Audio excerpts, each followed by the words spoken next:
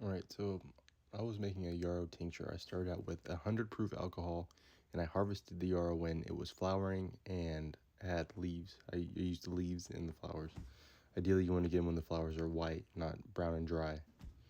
So to do this, I prepared a jar. I sterilized it. I boiled it for about 12-13 minutes for my altitude beforehand.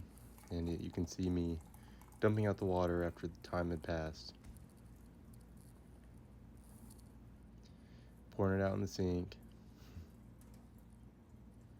You can save the water and add it to your garden, whatever you want to do. And then I'm letting it kind of cool off for a second. I just put on some towels like I was canning. Next, you can see me cutting a lot of this. Some people just use flowers, the fresh flowers. Some people use stems and leaves and flowers. Some people don't care. I'm still learning how to do herbalism and tinctures, so use this as a grain of salt if you're making a tincture for ingestion for like colds and stuff. I'm just going to use this externally. I'm not using this internally since I'm still learning. I don't want to play around and ingest something that is too strong. So, and I did let this tincture go for a little too long. I think most people recommend between 4 to 6 weeks. You let it sit in, some people in the dark, kind of in the jar with the alcohol solution.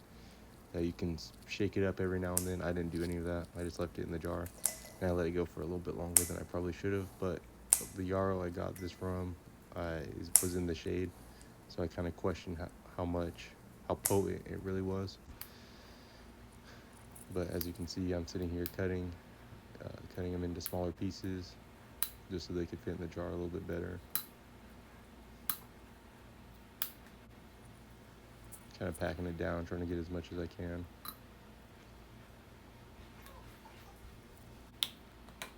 And next I'm adding the alcohol. After I smelled it a few times, I don't know why I smelled it so much. I think it smelled clean since it was 100 proof. It's pretty strong.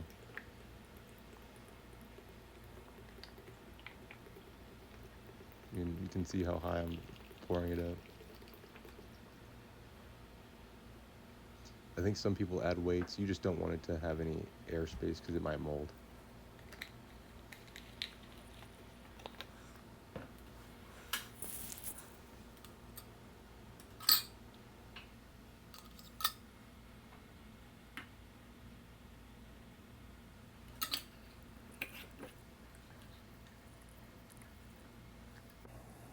And now you want to make sure you label the tincture and let them know what's in it, what type of alcohol do you use, is it made from roots, is it made from dry, whatever, made from the leaves, stems, flowers.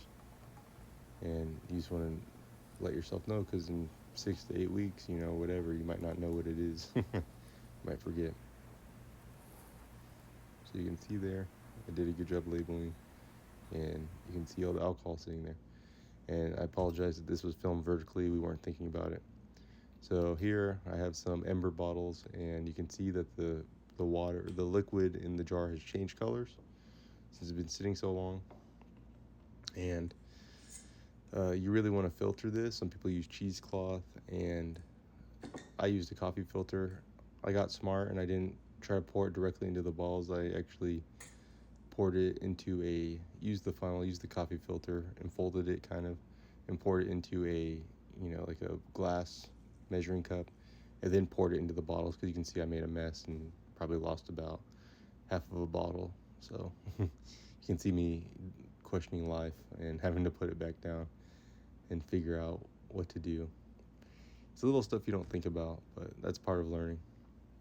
And I actually overfilled this bottle, and I was still wondering because there was liquid coming out, but I figured it out. So,